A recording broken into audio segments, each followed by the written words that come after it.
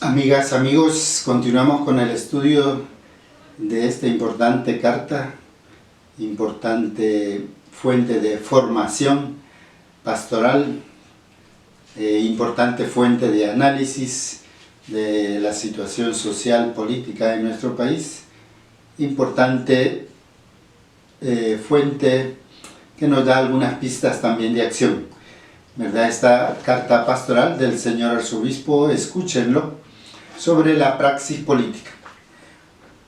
Hoy vamos a dejar ya el ver histórico y vamos a entrar a una etapa de reflexión en la que se nos va presentando como algunos retos. El título de hoy es Llamados a asumir el reto de cambiar la praxis política, del número 35 al número 37, vamos a ver hoy. Y dice así: siendo misión y deber de la Iglesia escrutar los signos de la época e interpretarlos a la luz del Evangelio, nos sentimos invitados a dirigirles en estos momentos unas breves palabras, especialmente a los que integran el Congreso salvadoreño, a las autoridades de las municipalidades y a todas y todos aquellos candidatas y candidatos que participarán en los comicios electorales del presente año. ¿Verdad? Que participarán porque recordamos la carta fue escrita ya a mediados de febrero, pero ahora pues ya tenemos quienes están en los curules. El motivo, invitarlos a asumir el reto de cambiar la praxis política hasta aquí mantenida, ¿verdad? Hasta aquí mantenida, es decir, la que hemos estado viendo en este recorrido histórico de 500 años. Es difícil, pero si comprenden la política como caridad o sana política de la que habla el Papa Francisco, lograrán dichos cambios. Si Monseñor Romero, nuestro querido santo y pastor martirizado, estuviera vivo, les diría muy seguramente, abrimos comillas para una cita de las homilías de Monseñor Romero: dichoso el salvadoreño que en esta hora no se avergüenza de su propia patria, pero la asume no para hacerla peor, sino para rehacerla. Cerramos comillas. Esta es una cita de la homilía del 9 de septiembre de 1979. A continuación, pues, unas breves consideraciones que pueden tomar en cuenta para su próxima gestión política. Numeral A. Vamos a ver hoy la vocación política. La política, aunque algunos no lo crean por estar tan denigrada, es una vocación, altísima vocación, lo cual se traduce en servicio a los conciudadanos e implica la búsqueda del bien común. El poder político debe saber desligarse de los intereses particulares para enfocar su responsabilidad hacia el bien de todas las personas, rebasando incluso las fronteras nacionales. La política no es un medio para materializar los fines egoístas. No es una palestra para ganar fama, ni el trono para establecer un poder absoluto y perpetuo. Como vemos aquí, el señor arzobispo nos está dando algunas definiciones de qué es política. Ya nos dijo, ¿verdad?, la política como caridad o sana política. Ahora nos ha dicho la política es una vocación, altísima vocación. Y ahora en el numeral 37 nos va a decir la política es un servicio. 3 definiciones de política importantes y también nos ha dicho lo que no es política.